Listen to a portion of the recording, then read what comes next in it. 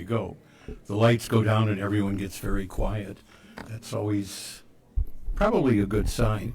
Good morning. Welcome to you. This is one of the larger groups of people that we've had. We were just talking, the pandemic kind of slowed the lunch talks down, but it gave us an opportunity to kind of continue them and do them on Facebook. And Facebook now streaming has really spread the word and the interest. Some of the presentations have had over 1,000 views on Facebook, so you get to see them here live, and that's probably a lot better than watching it on Facebook. So this is our last lunch talk of the season. It's gone by rather fast. But before we get started, I always want to take time to acknowledge Friendship Village, which has been a sponsor now, can we just say 120 years? Will that work?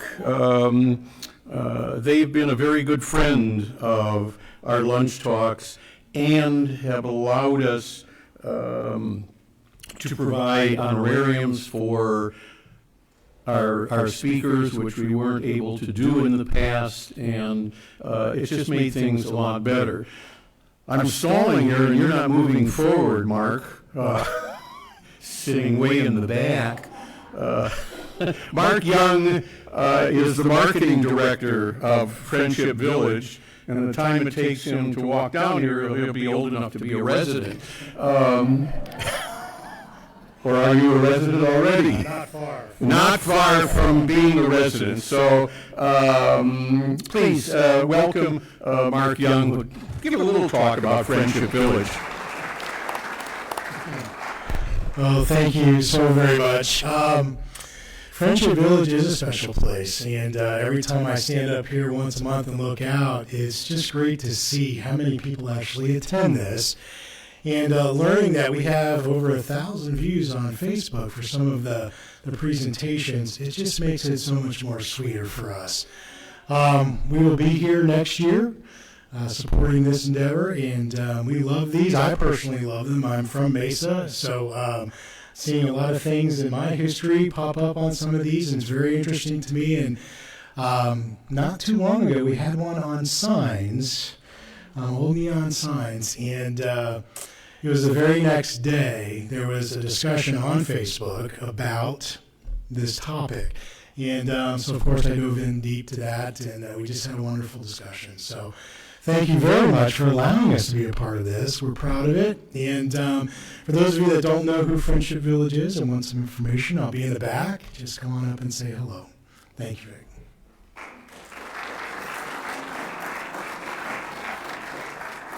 Thanks, Mark. Well, let's go to the basics. How many people have never heard of Friendship Village? Not a single hand. See, there you go. How many are here today from Friendship Village? Whoa! Whoa, that's terrific. We are... And I'm Friendship Village ready. Ben says he's Friendship Village ready. I've made a down payment. Oh, so you will have a new neighbor soon at Friendship Village. That's really incredible. And the fact is, for those of you who don't live at Friendship Village, these are also broadcast through Friendship Village's communication network. But the fact that you chose to come down and see it live is really impressive. So I thank you very much.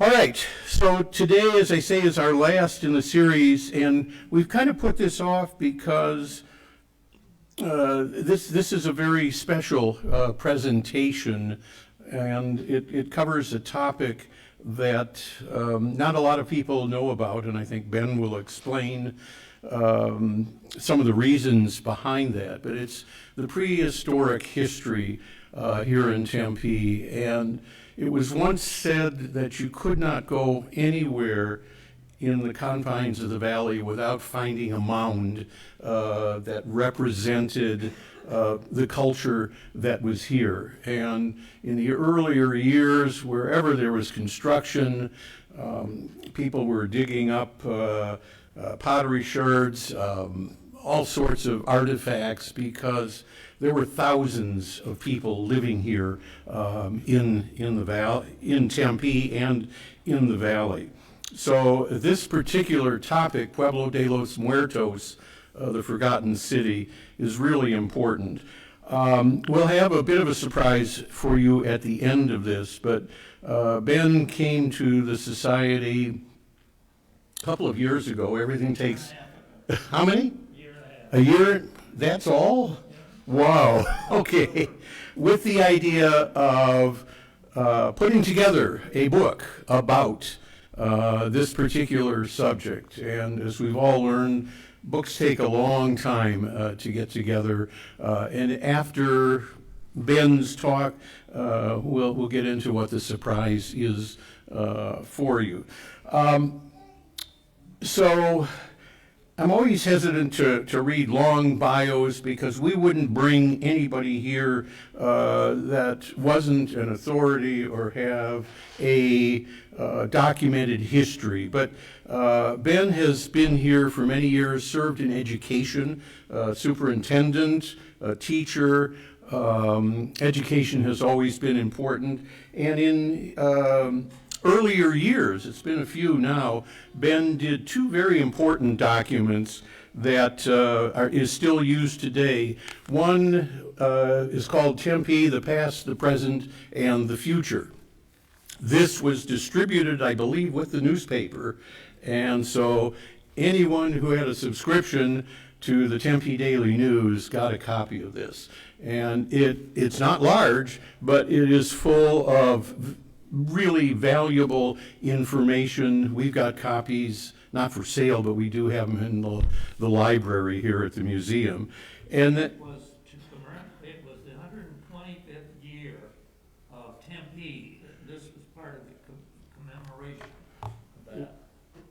Are we getting that? Yep, you're right. All right. Yeah, and this was in 1996. And that was, Tempe was 125 years old that year. Ah, okay. So that's, we did a little bit for the 150th, but this was much more comprehensive for the 125th. And that was so well received that later on, Ben was asked to do the story of Kyrene. And Kyrene is one of those, is it Tempe, is it Kyrene, is it Phoenix? What is its history? And this was compiled and put together by Ben. So both of these documents are important to our archive of Tempe history. We've said many times, for a city of this size and age, there isn't a lot of written material in the form of books or research. So anything that's done that can contribute materially to our understanding of the past is extremely important. So with that, I think you know his credentials. Please welcome Ben Furlong, and I think you're going to really be surprised by the subject.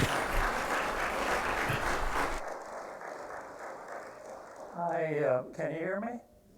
I am really proud to be here, pleased to be here, and to see so many of you.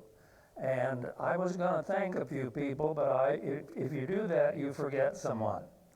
But a number of people have helped with this project, particularly as we got, once it was written and we had to proof it and spend a lot of time collecting images for the book, because nowadays any image that's not 100 years old, you can't use in a book without permission from the persons who hold the rights to that. I can put the image in a PowerPoint, and someone told me this story that it used to be 50 years. If the image was no more than 50 years old, you could use it. However, Walt Disney realized that Mickey and Minnie were reaching 50 years of age. And he used his power to get the law changed so that now you have to, if it's 100, there's only one picture in the book that we didn't have to get permission for, and it was in a James Harvey McClintock book. I'm going to skip some of the things I was going to say and just tell you that about 30 years ago, when I was working on the Kyrene book, someone said to me, you do know that the first professionally excavated Hohokam ruin in the Salt River Valley was excavated by, not far away from where you live at Warner and Rural. As a matter of fact, the cluster of houses that we will talk about, the structures, were only 1.5 miles from my home, and as the crow flies. And I had never heard about it. But at any rate, I was fascinated by the fact that there was nothing written about it, but I put that aside for a while. And about 3 years ago, for some reason or other, it popped back into my head. And I started looking, and folks, I found only one document that really addresses Pueblo de los Muertos, one. And that was a document published in 1945 by Dr. Emil Howry, who was head of the Arizona State Museum for a quarter century. He was head of the Department of Anthropology at the University of Arizona. And since then, there is mention in books about it, academic books, but no one had written something for you and me to pick up. And so that's what I started to do at that time. I'm not an archaeologist. I do know what they do. They dig a lot, you know, and they're social scientists who are looking to understand human behavior, and by the physical objects that they leave. They dig, or sometimes you don't have to dig. When the archaeologists got to Pueblo de los Muertos, a lot of it was just laying out in the open, and they just had to pick it up. But they then infer how these people lived. Sometimes it's an object, sometimes it may be a hole in the ground that tells them something. And so you may have questions, and Jared is here, I think. He may have to be the one, Jared Smith, to answer for it. So at any rate, I started working on it, and 1.5 years ago, after I had actually done the research and had done most of the writing, I went to the Tempe Historical Society, and they agreed. I don't know whether they're sponsoring or endorsing or what, but at any rate, I have a series of slides here. And I find when I went through them that they don't tell the story as smoothly as I would like. But we're going to talk about 3 things. We're going to talk about the Uugam, and I've come, even though it says Hohokam in the book, I have come to the point in my growth, I guess, it's what it is, that I call them Uugam, Huhugam, which is the name that their descendants call them. Apparently some social scientists who were out here in the 1880s somehow or another came up with the word Hohokam, and it stuck. So we're going to talk about the Uugam. We're going to talk specifically about Pueblo de los Muertos, which was the largest of the irrigation systems here in the Salt River Valley. And I have some maps that we'll be able to show you to help you see that. And the third thing we're going to talk about is the Hemenway Southwestern Archaeological Expedition of 1887 and 1888. And that is the expedition that came out here to looking not for Pueblo de los Muertos. They had this grand mission statement, and they were going to cover the entire Southwest. But they ended up covering Pueblo de los Muertos, and unfortunately, the mission was not met as well as it should have. So let's start with the slides. And I'm going to go back just a little bit. I have to get so I can read.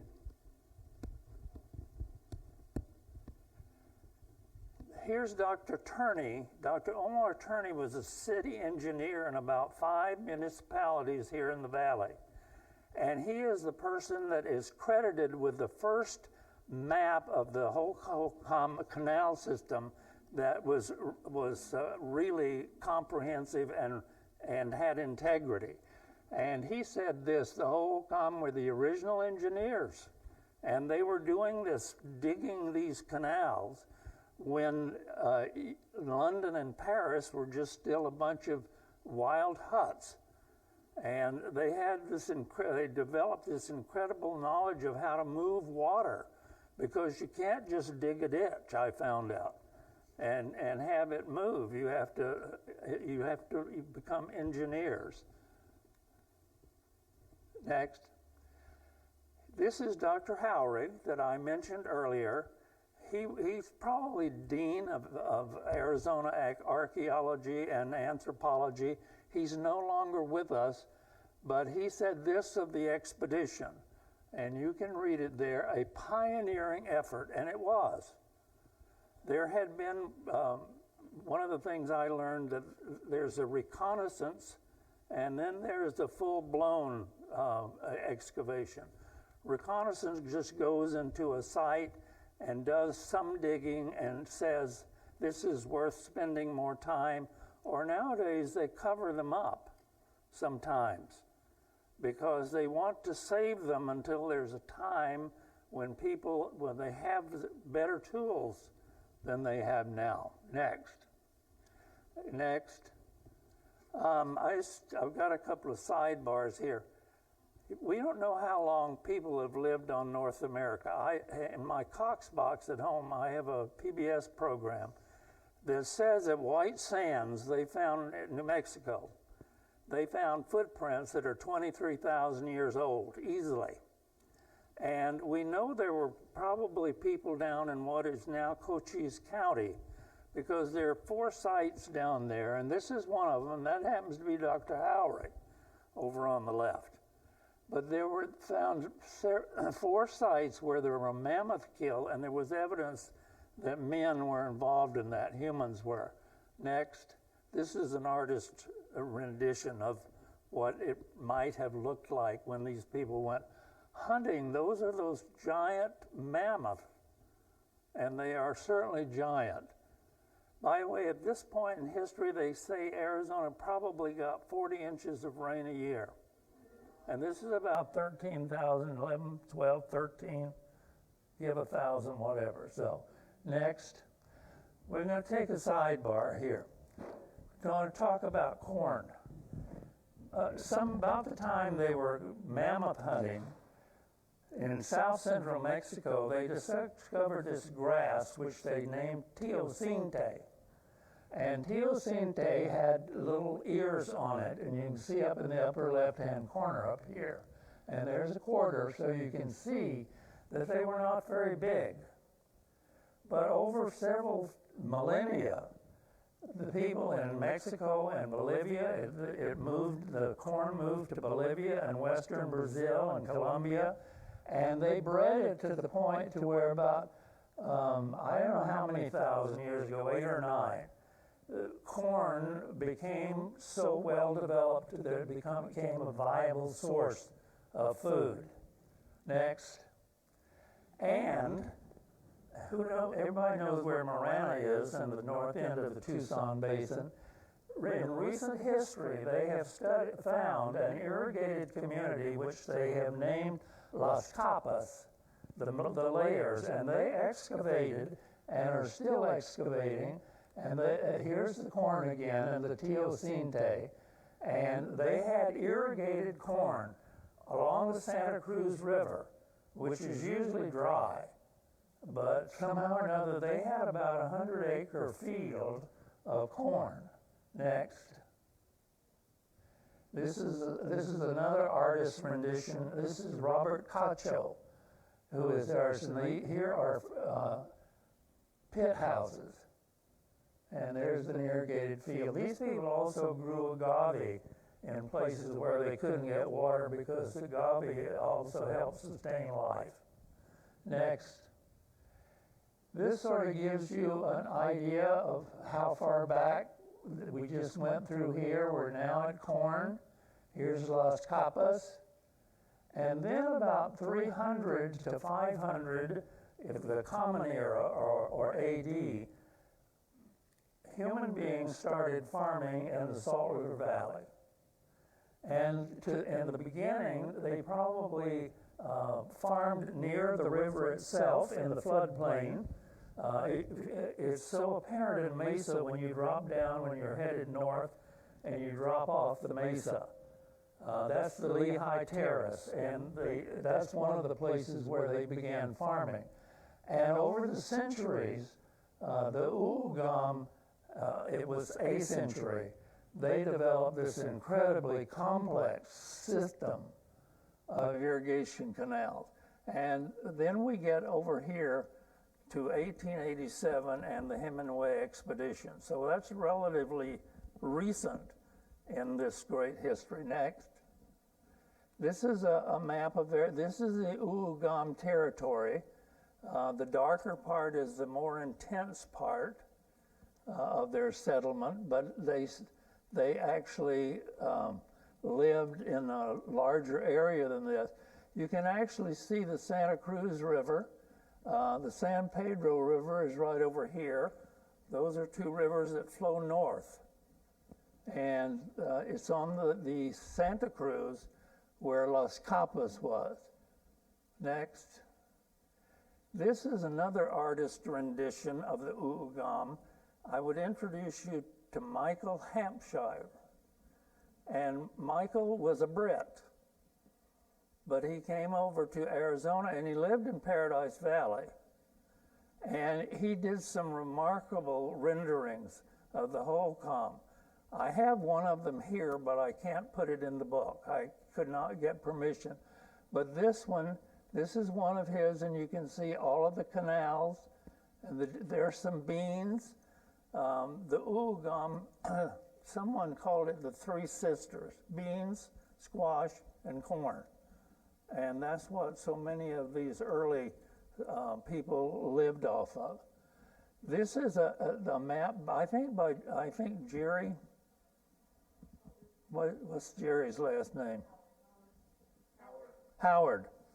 I think this is Jerry Howard's map, and it shows the system of canals, and the dark areas are where there were communities.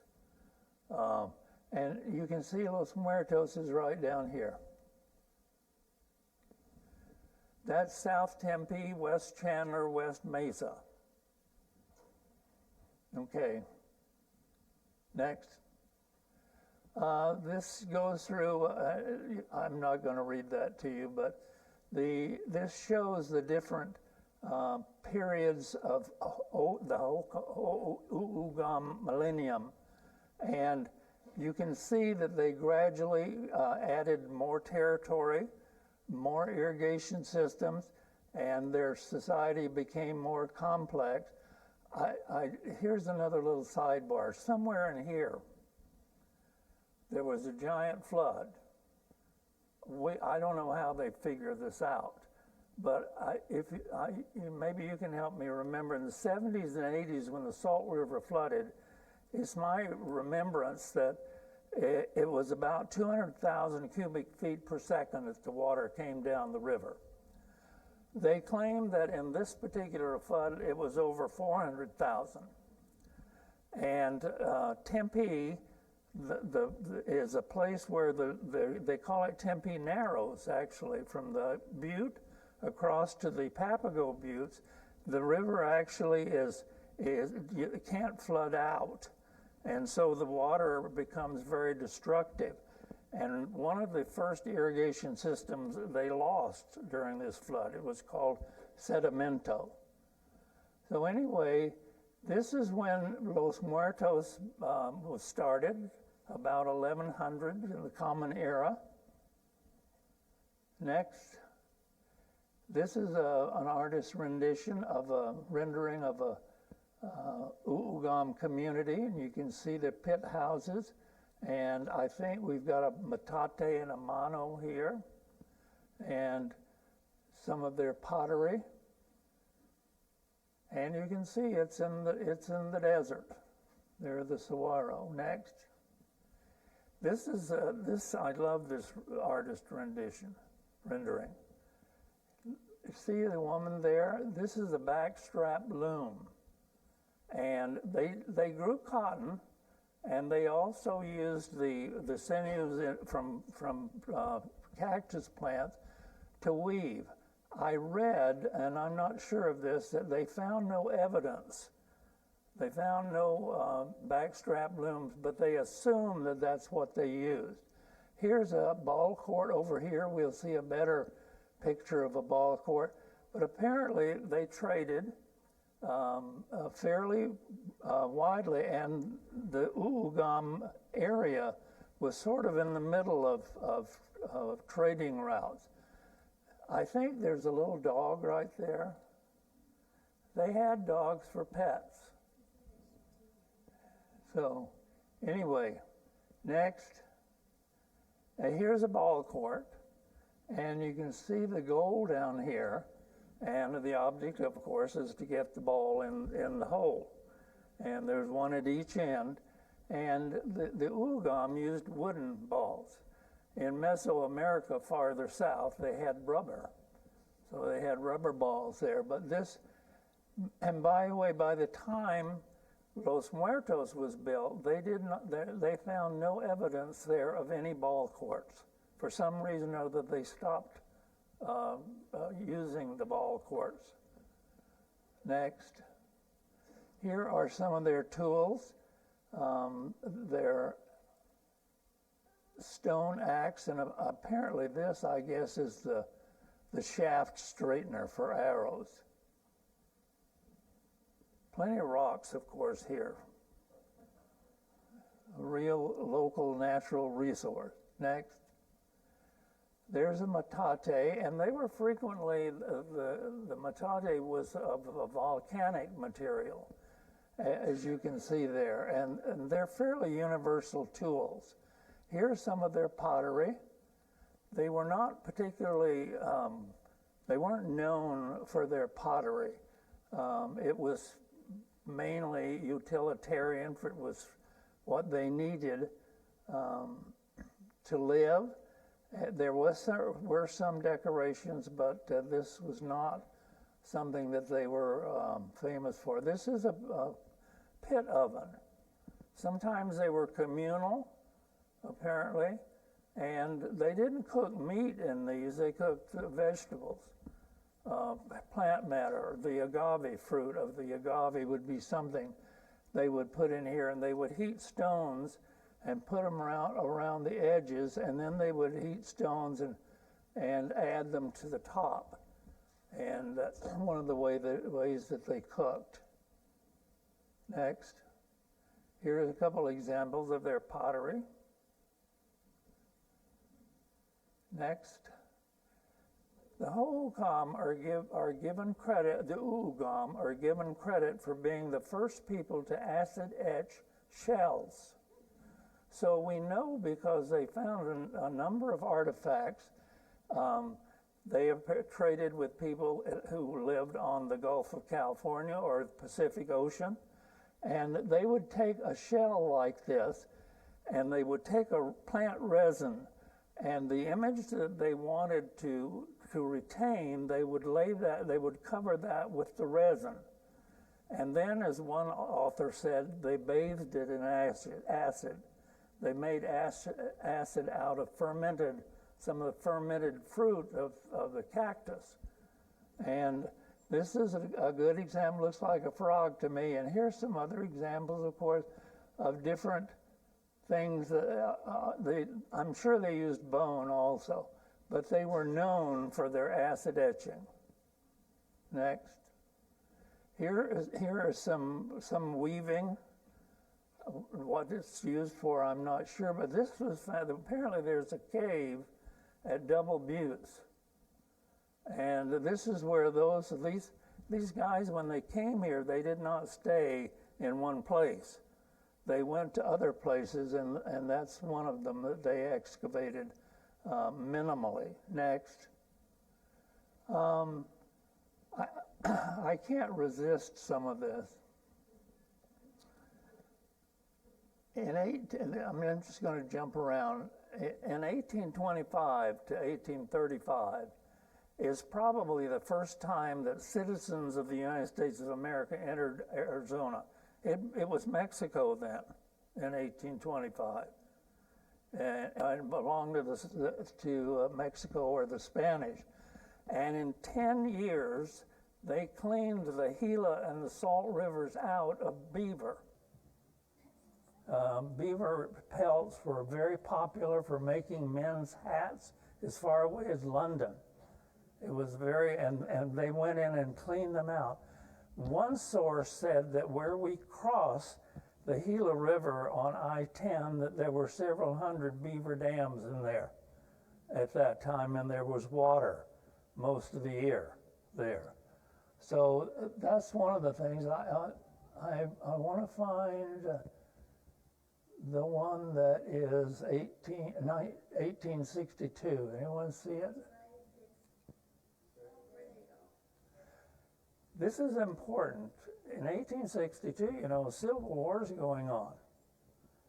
And the Congress and President Lincoln still had time to pass the Homestead Act.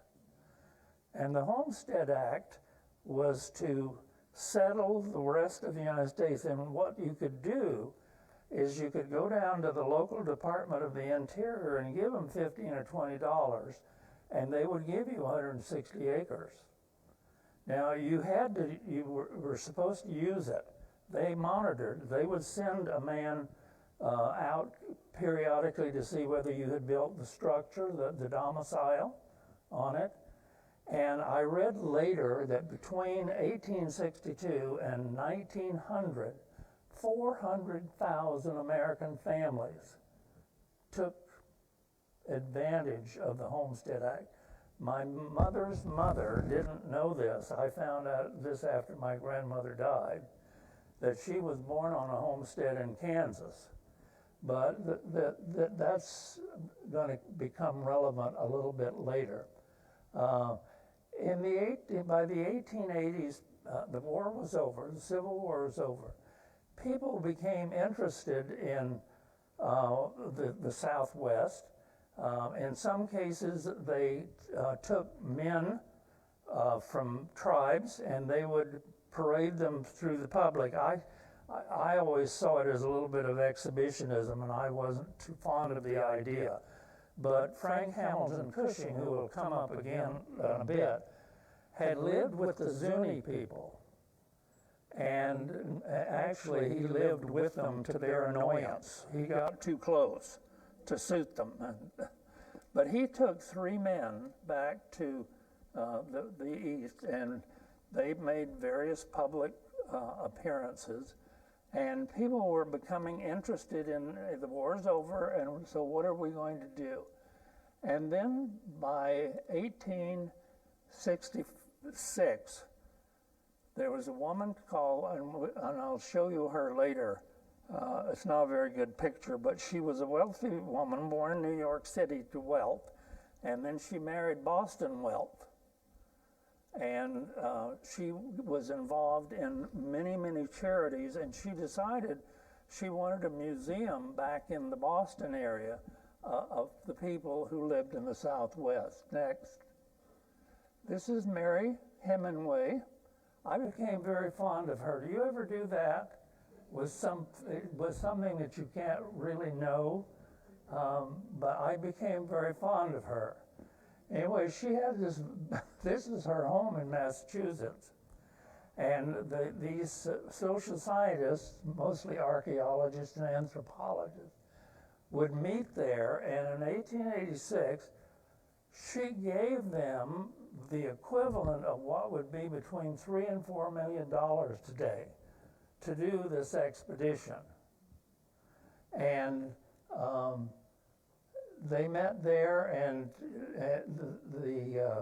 I'll show you some of the other people involved in just a minute. Next.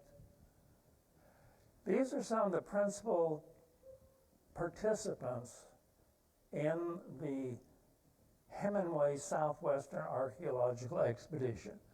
This is Frank Hamilton Cushing. I think he was employed by the Smithsonian. Some of these people were. This is Adolf Bandelier. He was Swiss, and there's a monument in New Mexico near Los Alamos called Bandelier. He was more a historian than anything. This is Jesse Walter Fuchs.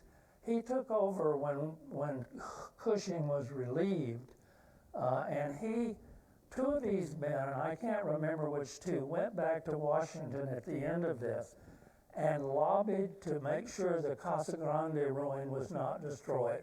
It would not be there today for us to see it if it had not been for a couple of these men who did some exploration and went back and got the government to declare it a national monument and to protect it.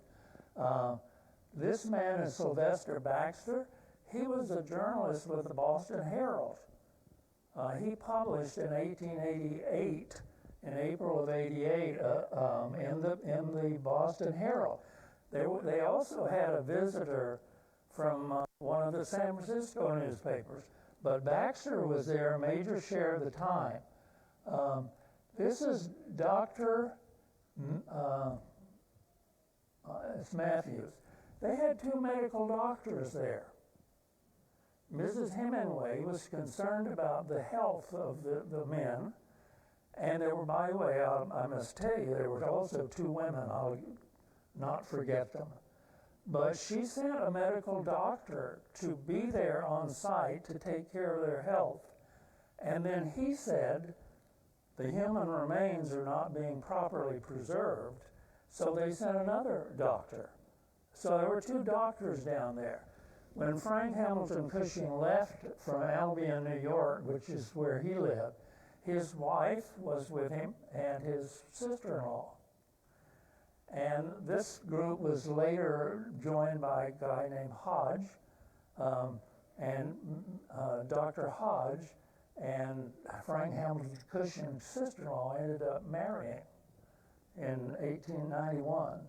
So anyway, this is a distinguished group of men, but I don't think they did much digging themselves. And I am pleased to tell you that in my research, I found out that guess who was doing the digging? Mexican-American workers. And I found the name of the man who was head of that group. His name was Ramon Castro.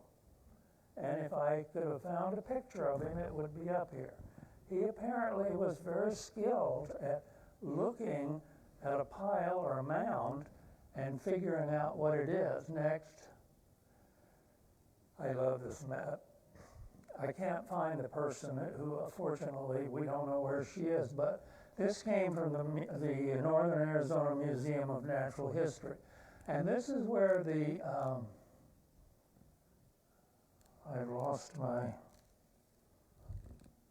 this is where they started at Fort Wingate, New Mexico.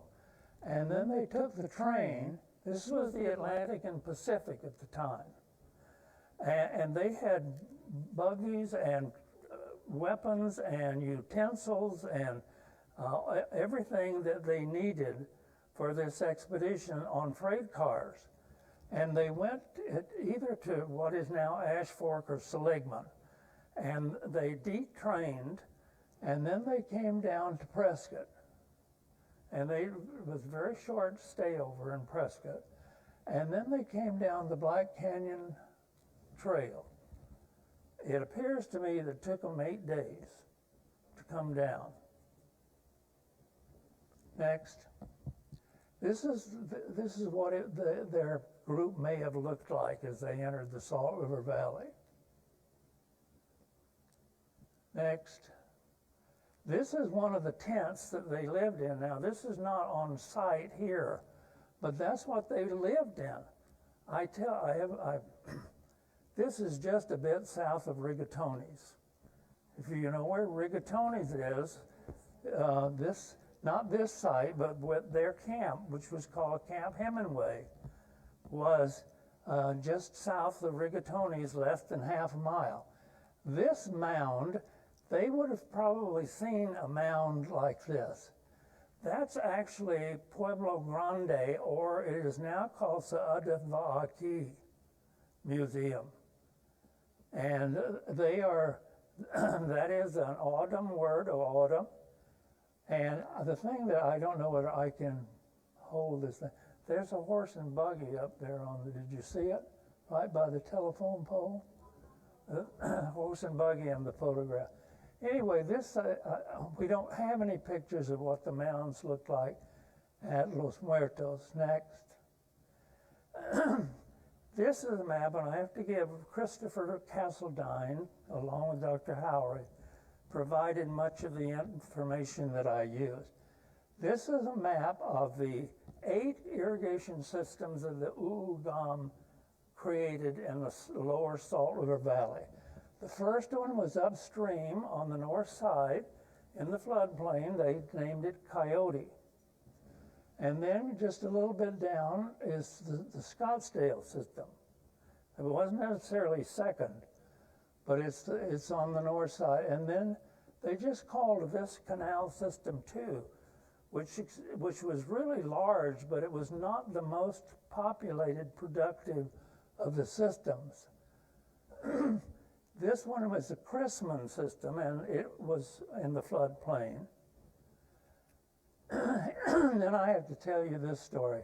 That's the Lehigh system, and they had to get water uphill to do that. And Dan Garcia, who's an archaeologist with SRP, took me on a field trip one day. We couldn't find it, but there is a place where they, quote, moved water uphill. This is the Mesa Terrace, this area all here, and it's higher than the area down by the river. And as a sidebar in the book, there is a story of, if I can get it, Tua Kuadam Oaks, who was the woman who taught the people how to run water uphill. So be sure to find that story. This is Sedimento, which was knocked out in the flood. This is Riverview, and Riverview flows all the way over on the west and follows Kyrene Road roughly. And there was a community there which they did some excavating in, and they named it Los Guanacos, which is, they had found effigies, and they thought, Dr. Cushing thought they were, surely the guanaco is a camel-like South American animal, but they were dogs. They were their effigies of their dog. And they're still, the Salt River Project has 2 on-staff archaeologists. And they're still, every time they go into a new area, they are required to excavate. And they're still excavating. I don't know whether you are familiar with the Kyrene Generating Station at Kyrene and Elliott, that area on the north end of it that goes right up to Elliott Road. They still choose a section every now and then and excavate it. They finished one recently, and they found what they consider to be a canal of some significance. This is Los Muertos. This is the last of the 8 irrigation systems to be started. And the thing that is one of the things that's interesting to me is you would think they got their water right here out of the river. They got it way up here. They had a major canal, I've highlighted it. They moved the water. I couldn't get Dan to agree with me. I think it's as far east as Greenfield Road. And it's possible that they had an outpost there to maintain the canal and to protect the canal. But they ran the water then west, and at some point brought it south, and there was a community called Acequias, which was part of Los Muertos system, and that was near what today is Broadway and Dobson. And then they brought the canal system on down, way down toward Pecos Road. There was a reservoir down there. You know, when you irrigate, you don't just run the water on the fields, you have to let it flow through, or if it lays on the crops, it'll rot them. So we used to have tailwater ditches. That's why we had so many mosquitoes out here when I first moved here. But there was a natural in place that was low, and that's where they ran their excess water. Next. This is part of Building 1 at Los Muertos. And it's looking out to the northwest. I can't tell whether that's Camelback there, but the credit says it's looking to the northwest. This photograph was taken in 1887, and as I've said before, they did not do a good job of preserving what they created and collected. Next. Here are some other areas, and you can see some of the pottery laying around, and you can see some of the evidence of the walls.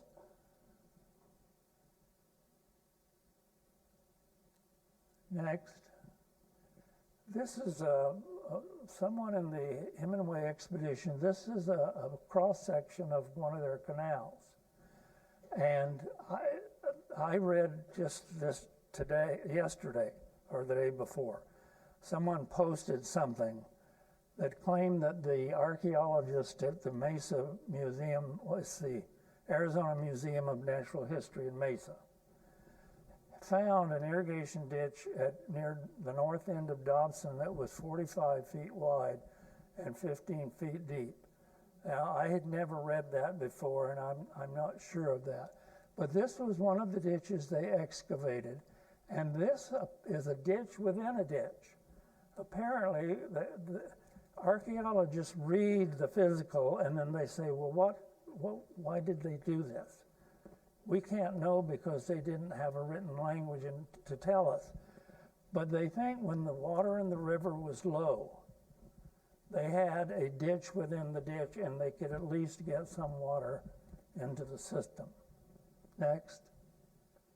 This is one of the Hemenway Expedition's maps. These are the major canals. They were apparent.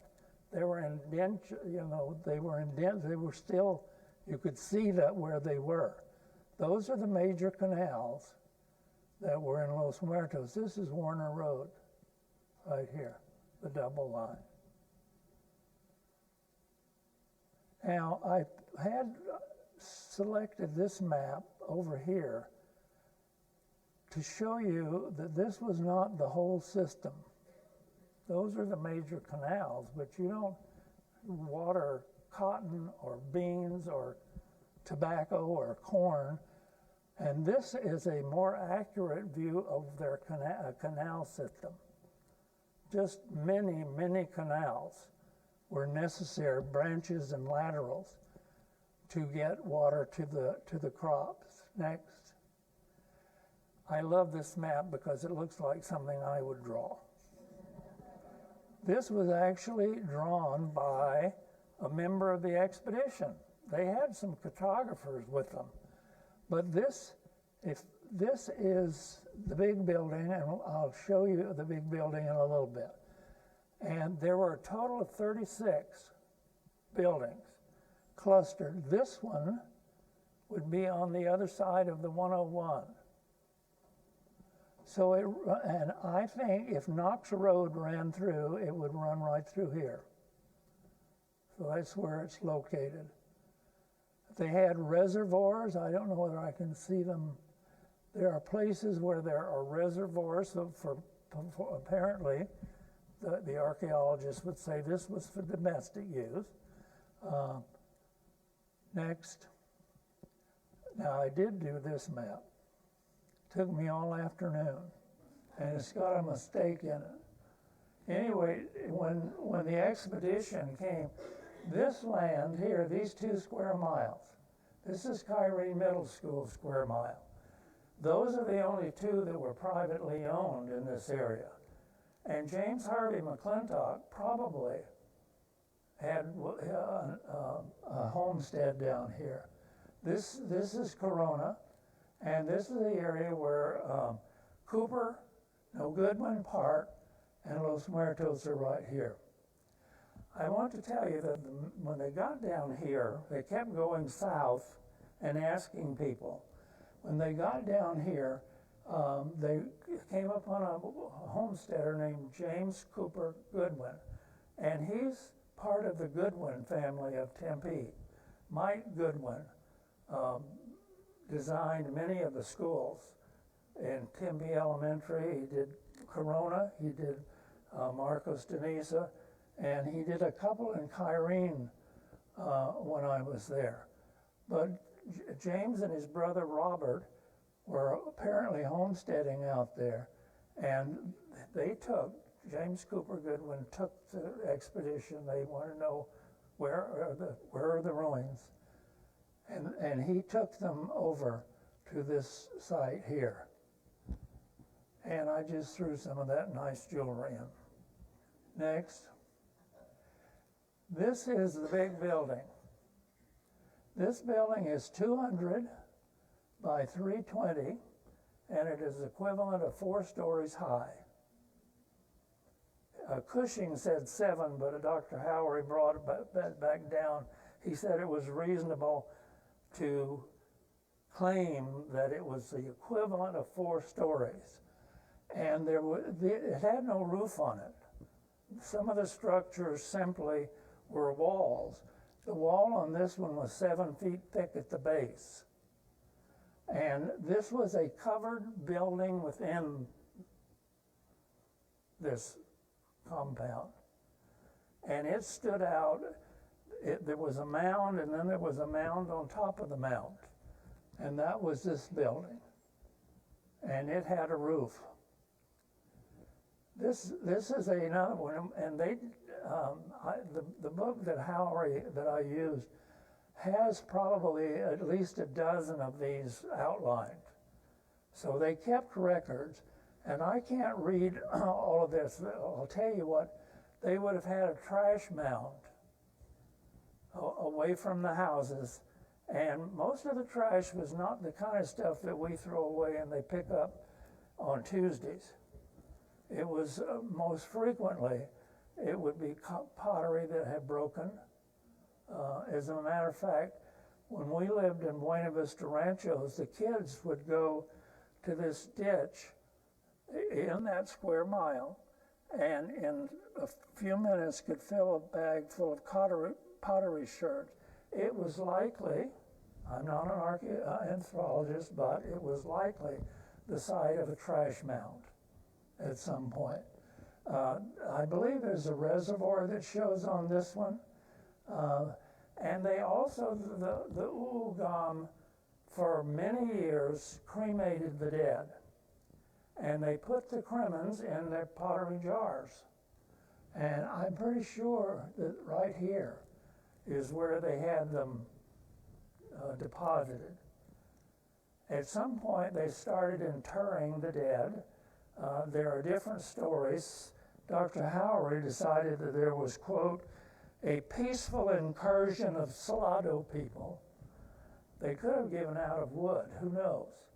But, and I'm not taking it lightly, but it appears in these that they may have built part and then added something and then added something.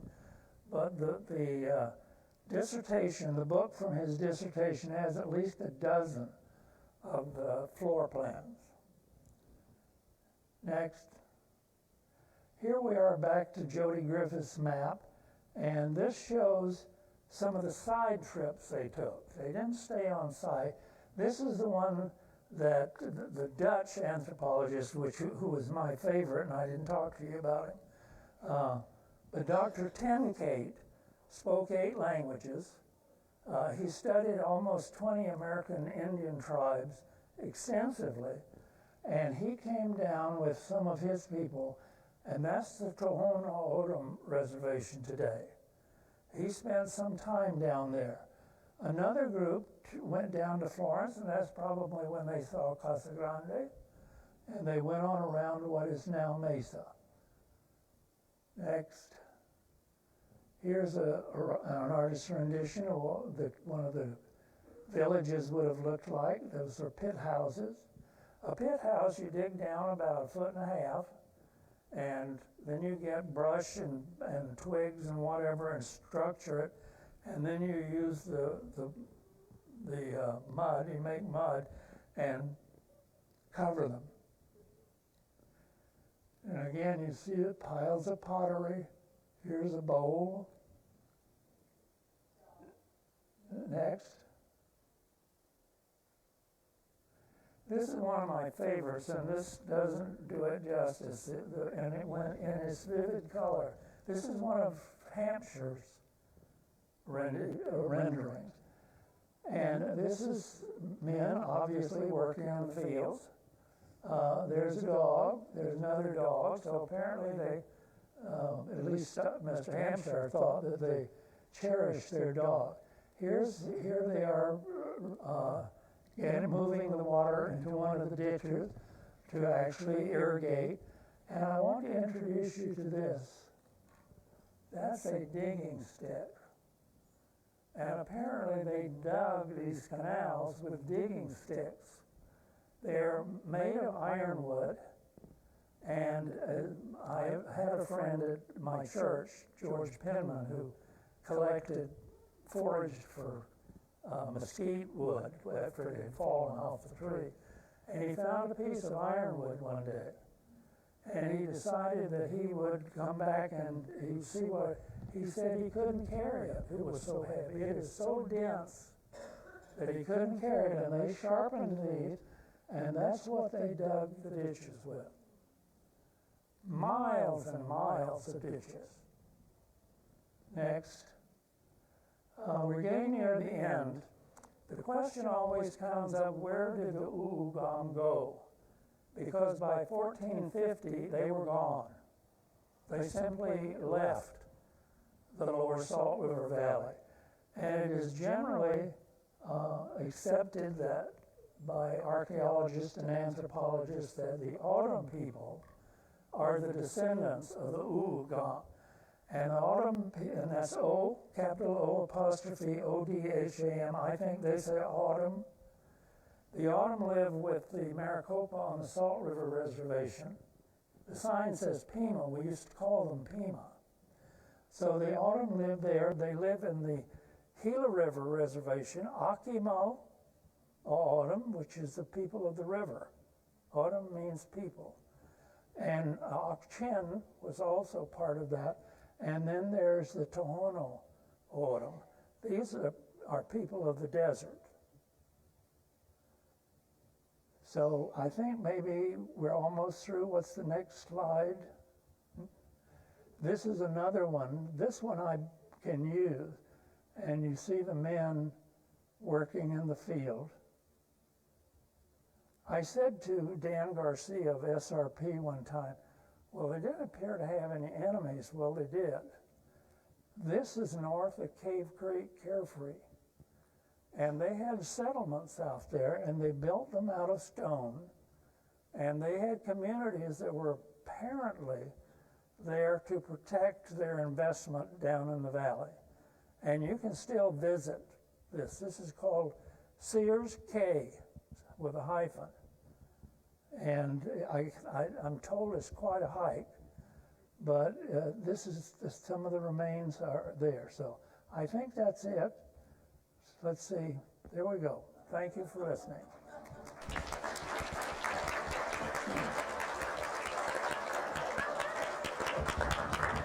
You want to see if there are any questions? Yep. I can't answer all of your questions, but is Jared still in here? Jared's back there, yes. Our All right, resident. we have a few minutes, so are there any questions for Ben? Yes, ma'am. Were any of the things that were excavated preserved in any museum? Thank you for asking that. Let me give you a side trip first. In 1887, the railroad came to the Salt River Valley. And it wasn't a major line. It started at Maricopa and came up through the reservation and through into Kyrene. They had a Kyrene siding, a Helena siding, and then Peterson. And Peterson was probably near Peterson House, of southern, what would be southern and Tempe. They took back to first to Salem, Massachusetts, 5,000 artifacts, 5,000. And they reside now at the Peabody Museum, as I understand it, in Cambridge. And they do have, at least I found online, an exhibit of Uugam pottery. But yes, they did. Thanks for asking that, Lynn. Yeah, the unfortunate thing is they're back east, and there have been lots of conversations going on about returning them to where they should be. In the 19th century, it was very common to remove artifacts from cultures all over the world. Egypt was raided, Easter Island, there are Moai in England, and they shouldn't be there. But getting them returned is always a problem. You know, one of the interesting things, too, is if you really consider it, we might not be here today at all if it weren't for the Huhugam who built these canals. I don't know if anybody would have thought in this very hostile desert, looking around and having to get water running uphill and all of the challenges, that anyone would have considered this a place for agriculture. It was only the discovery, the rediscovery of the remnants of those canals that got people like Hayden thinking about restoring, and the Mormons that came to Lehigh and Mesa did the same thing. But it's almost impossible to believe what they were able to accomplish with those digging sticks, whatever other tools. They had no metal tools. And if you ever tried to dig in your backyard, you know what it's like. So go down 20 feet, and it's an absolutely remarkable accomplishment. And I think we all need to appreciate who was here before, because I would say if you could go down far enough underneath your home, you would find some evidence of the culture that was here before. They were here by the thousands, and I've always been troubled when people call these early people, not only here in the States, but elsewhere around the world, as primitive cultures. You think about what the Egyptians were able to do, what the Inca accomplished with rocks, whatever they were, that weigh 60, 70 tons, and were able to move them without any sort of power equipment, and digging canals in this environment. The one thing we don't know is what motivated them. And I might ask you that question. Do we have any idea what motivated these people to start canals in this very hostile desert?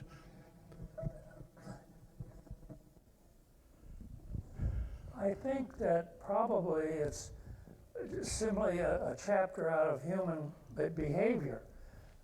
You want to survive. And for years they had foraged, where they hunted and gathered nuts and berries. But at some point, when corn came along, they discovered that they could stay in one place and live off of corn, beans, and squash. And so it was just like, why do we travel to Europe on a trip? Why did they decide they wanted to stay in one place? That was probably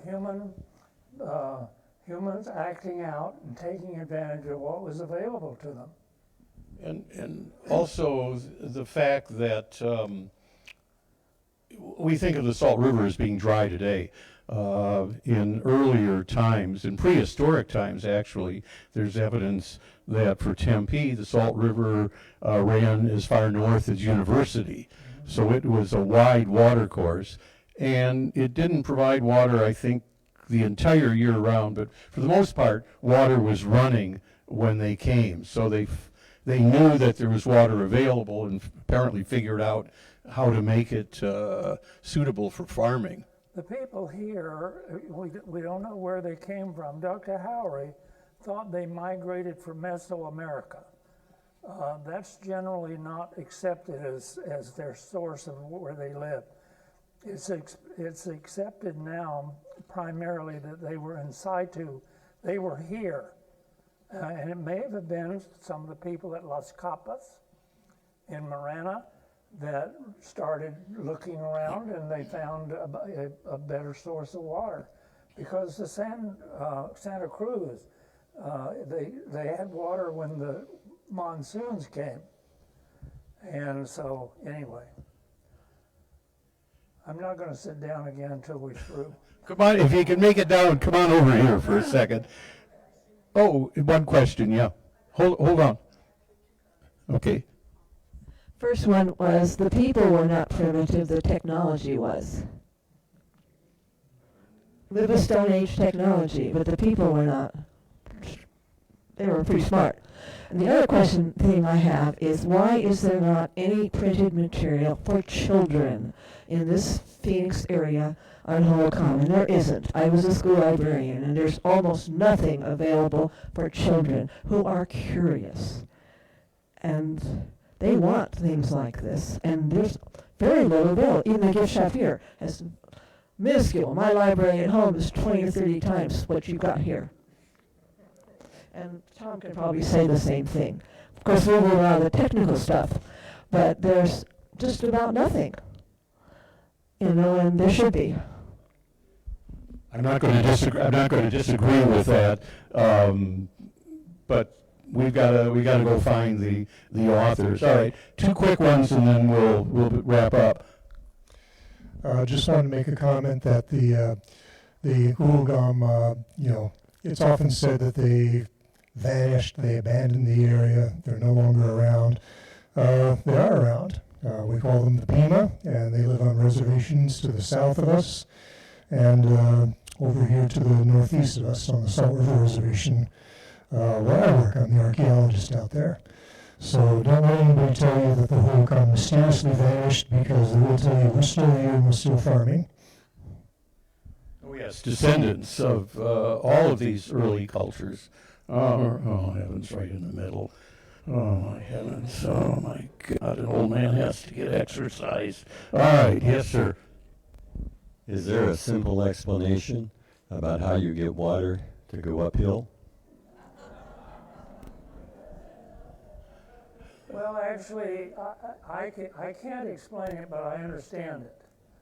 The land is, both of them are, there's some point back here where they're both slanted, the elevation is dropping, and at some point back here, there's the starting of a mesa, and so actually it goes down both ways. So it doesn't travel uphill, of course. It travels with gravity, and it's just that both the terrace below and this terrace, at some point they're together, and they can run the water out into this one as well as into the other one.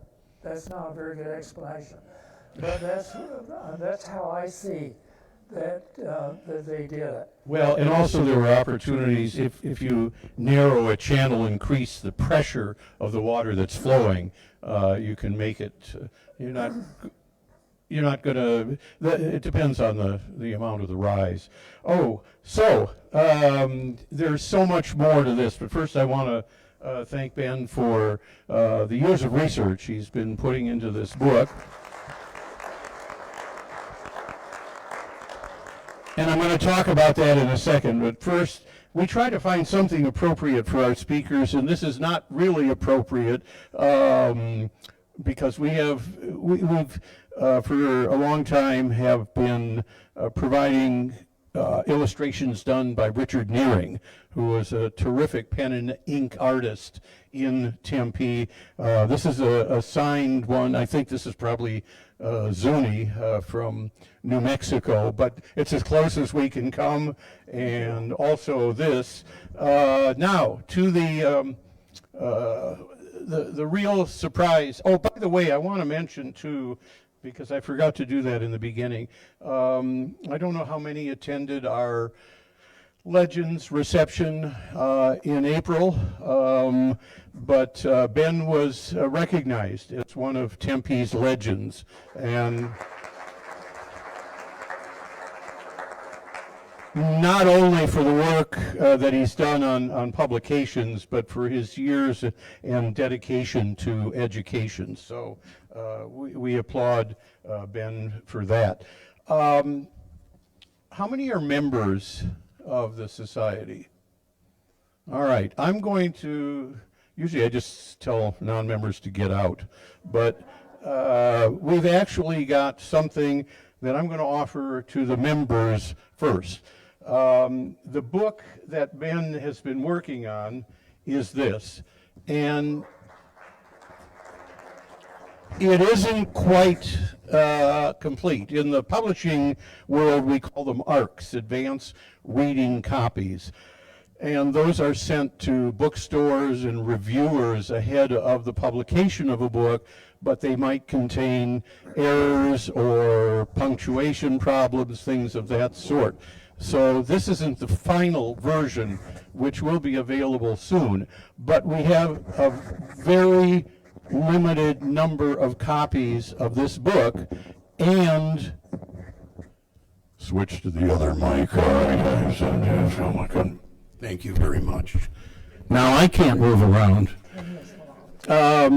So for anybody that would like to have a pre-publication copy of this book, Gary in the back, who is treasurer of the society, has those few copies, and we ask for a donation of $10, but we're going to offer them to the members first. So if you're a member and you'd like a copy of this book, and we say right now just one for a family, see Gary in the back, and we're not charging, but we would like, we're expecting a donation of at least $10, and for all the work that Ben has done on this book. And a lot of the illustrations that he showed are there, and the books are signed, correct? Yes, 100 years from now on the Antiques Roadshow.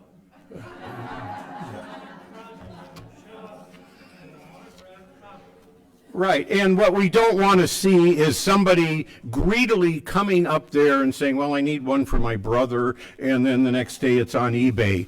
No selling them off. The finished copy should be available within the next 30 days or so.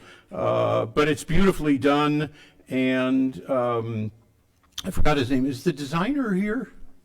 Yes, Matt's here. Matt, stand up. This is Matt.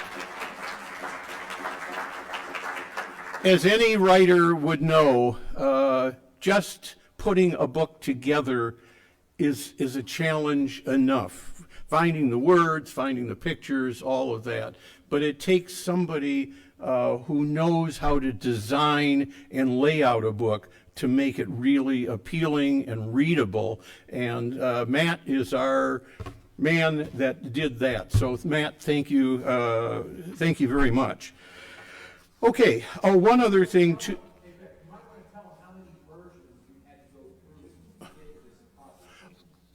let's see, was that 184 or are we on the 185th version? It takes a long time to make all of this happen. Before we wrap up, I also want to recognize Brianna King. Turn around. Brianna. Brianna came to the museum a year and a half ago. 2 years ago already, and this was never in her work job description, but she has learned very capably how to put all of this together and get it out on Facebook. So our congratulations and thanks to Brianna. Also, finally, we're still finalizing the speakers for next season, which will begin in September. I can give you a little bit of preview. It'll show up on these slides too. But in September, I think it's one of the most interesting programs we might have all year. It's called Con Artists in the Archives, and it deals specifically with one individual who came very close to stealing all of Maricopa County and land all the way to Silver City, New Mexico. An incredible fraud. That will be for September. Mark Vinson, a retired architect from the city of Tempe, will be here to talk about the architecture, in history of the architecture in the area, what we've lost, what's coming. And Mark is also doing the design for the barn that we're going to have at the Peterson House. And we'll have some illustrations of that. Let me see, the Okima community, not many people have heard of that, but that was an African-American community right on the edge of Tempe that lost its existence to development, freeways, construction. It is a rather remarkable history that very few people know about. Also, petroglyphs on A Mountain with Amy Douglas, who is the former director of the museum, and she's an archaeologist. There are over 450 petroglyphs on A Mountain. And those are ones that really, if you know where they are, you can appreciate them next time you hike up the butte. We will have Richard Hafer doing a presentation on Arizona's Indian music. And the music is very important part of the indigenous culture. And then also in November, I've been jumping around, the story of Japanese baseball. We know that the Japanese during internment were forming their own leagues, but also Japanese baseball was very important to the overall baseball environment here in Arizona. So that is basically it. I want to thank you for helping us make a terrific season this year, and I think we have over 100 today, which is thrilling. And maybe starting the fall, we'll have 200. We can open those doors and keep expanding out. So my message to you is we will see you on the other side in September. Have a great summer. Stay cool. Go away. Do something. But be sure and come back in September. Thank you very much.